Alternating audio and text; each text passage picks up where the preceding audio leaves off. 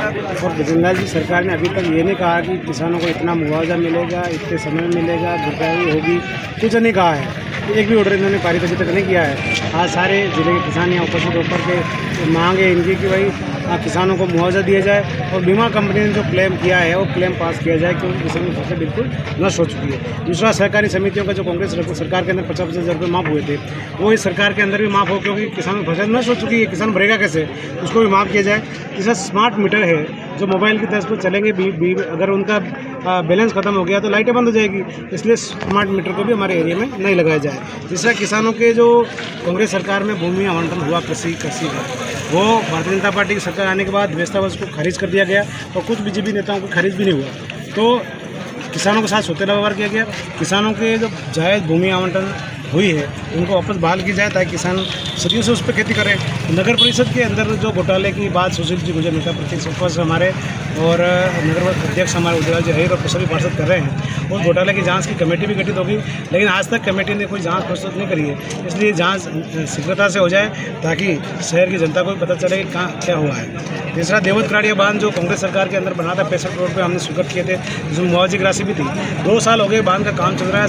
Bharatiya Janata party चाहती है कि बांध का काम होए नहीं, इसलिए मुआवजा नहीं दे रही है। मुआवजा एसडीओ के खाते में पड़ा है, सरकार के खाते में पड़ा है, तो मुआवजा किसानों को जारी नहीं किया जा रहा है, इसलिए अति शीघ्र किसानों के खाते में मुआवजा जारी किया जाए। तीसरा, किसानों के जो केसीसी बने हुए हैं, किसान क्रेडिट कार्ड, उनको भी माफ़ किया जाए ताकि किसानों को राहत मिले, क्योंकि हालतें बिल्कुल ख़राब हो चुकी है। इधर पंजाब में बाढ़ आई और यहाँ अतिवृष्टि से किसानों की फसलें बिल्कुल बर्बाद हो चुकी है, इसलिए राहत पैकेज प्रदान करें, किसानों को राहत प्रदान करें, यही हमारी मांगे हैं। अभी 4 घंटे लगभग आपको हो चुके हैं आंदोलन करते हुए, आप वाहन रैली के माध्यम से पहुंचे और उसके बाद एक प्रतिनिधिमंडल भी कलेक्टर से मिला है, उसका क्या कुछ रहा है?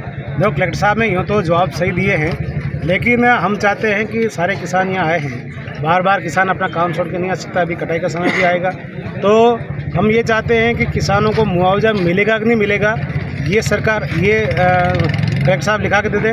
दूसरा, मिलेगा तो कितने समय के अंदर मिलेगा, महीने में मिलेगा, 2 महीने में मिलेगा, 3 महीने में मिलेगा, मुआवजा कब मिलेगा। दूसरा, 23-24 का जो मुआवजा है वो अभी तक सरकार ने रिलीज़ नहीं किया है, वो अति शीघ्र रिलीज़ कब तक कर देंगे। तीसरा, जो देवत कराड़िया बांध का पैसा 2 साल से किसानों के खाते में जाने का इंतजार कर रहा है, उसको कितने दिन में किसानों के खाते में डाल देंगे।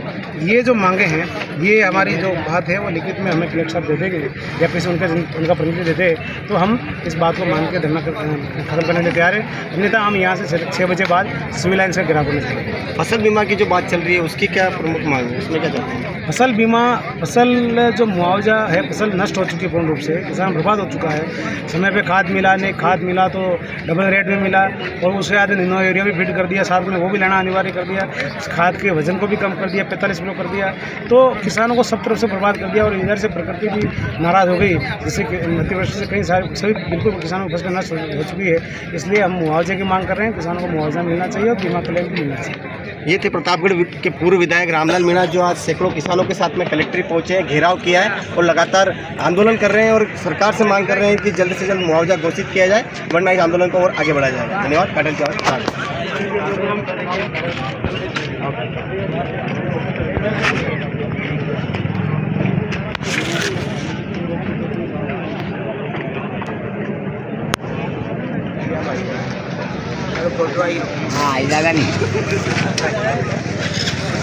नमस्कार, मैं अमृतलाल मीणा 10 TSP में